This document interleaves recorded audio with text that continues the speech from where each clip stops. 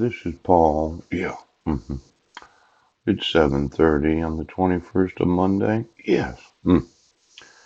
You know, it's somewhat of a significant date because it's the year 2019. Yeah. And we never had this day before, and I know it's going to be an exciting day for a lot of people today. I'd like it to be an exciting day for me. See, it's the 21st. Yeah. And we're having a little holiday on the 31st. Yeah. hmm And I was kind of surprised. I was watching the television. Yeah. And you know how on Thanksgiving most people have turkey? Yeah.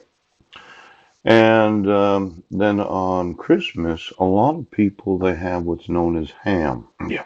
Mm. Mm. But I was watching the Walmart commercial and they have what's known as the Harvest Festival, where they thought they'd make the pot roast, yes, the meat of the season.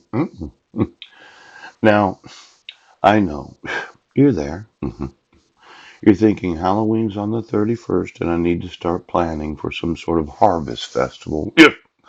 With all my friends and neighbors, and we need to all go to Walmart and buy ourselves a large pot roast. Yeah. Because Walmart's marketing Halloween as a holiday that needs to be celebrated because of the cut of meat that you give to your friends and family. And I thought the marketing was good. Yes. Obviously, Walmart needs to sell, well, every item in their store. Yeah. But then I thought about all those individuals that happen to be on welfare. Yes. The food stamp recipients. See, I was on food stamps on Guam when we lived at the Guam Airport Hotel. Yes, you was. And on the 1st of July of 2011, we had just gotten paid. Yes. Our food stamps. And we had a small amount of money. Yes. From our tax refund. Oh. We went to the Kmart that night. Maybe Heidi remembers. Yes. Where I went to grab her hand so that we could walk together as we walked from the Guam Airport Hotel to the Kmart. Yeah. And she said, "Ouch, you're hurting me." And I looked at her like, "How can I be hurting you? Yes. You gave birth to 6 children."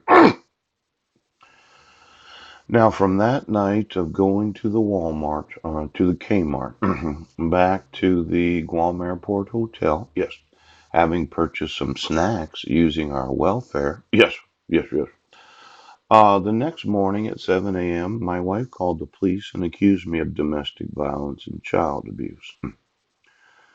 Now, I'm really concerned that these indigent American citizens that fit the actual description of being on TAF, yes, or being 125% below the poverty level, yeah, they intentionally have been obstructed from being able to have the very premise, yes, of the constitutional right of legal representation. Now, I just wanted you to understand that the holiday of this month is Halloween. And now I want all the food stamp recipients for the last 20 years. It seems that some judges, yes, were arrogant enough to think that the money was theirs. So I'm just wanting to know all the food stamps recipients, yeah, that did actually fit the description of the Supreme Court rules, yeah, where you should have informed them that since you're on food stamps, you can have free legal representation. See, you're really upsetting me. Why don't you get me the last 20 years of indigent food stamp recipients? Yeah. Because as I see it, I've been deprived of indigent rights, yes, since my wife kidnapped my sons. Now, when I told you that I wanted them, you said, well, you need to get an attorney and you need to motion the court. That's what you said. Now, this adoption of this rule is rooted in the constitutional premise, yeah, that every level of court has the inherent authority to waive payment of filing fees and surcharges on a case by case basis. Each court is responsible for the proper and impartial administration of justice. Yeah, but that hasn't been my experience. Yes. Which includes ensuring that I would have had meaningful access to judicial review that would have been available to myself. Yes, because we were on food stamps when we lived on Guam. Now, to the poor as well as to those who can afford to pay. Yes. Now, a lot of Superior Court judges, they had this way of looking at the man. Yes. You need to get your ass out there and get a job.